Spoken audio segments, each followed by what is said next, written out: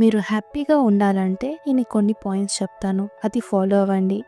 First point, మీ హ్యాపీనెస్కి ముందు person చేతుల్లో పెట్టకండి. లైక్ మీ హ్యాపీనెస్ కోసం వేరే వాళ్ళ మీద డిపెండెంట్ ఉండకండి. కావాలంటే మీరే థింక్ చేయండి, నా హ్యాపీనెస్ని నేను ఎవరి చేతుల్లో పెడుతున్నాను. మీకు మేబీ ఇది వినడానికి చాలా సింపుల్గా ఉంటుంది, బట్ ముందు పర్సన్కి మీ హ్యాపీనెస్కి లైక్ కంట్రోల్ చేసే రైట్స్ ఇవ్వకండి.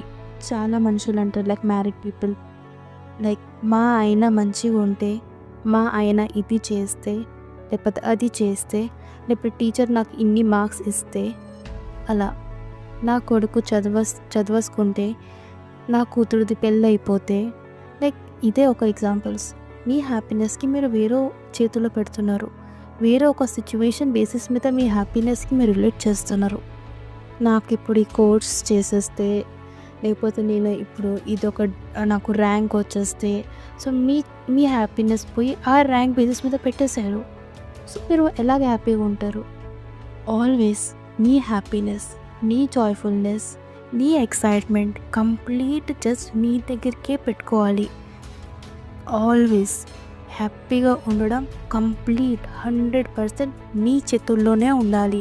ఎవరు తిట్టినా, ఎవరేమన్నా, మనకి వేరే వాళ్ళ ఫీలింగ్స్తో మన హ్యాపీనెస్కి సంబంధం ఉండకూడదు. ఇదే ఈ వీడియోది మెయిన్ మీనింగ్.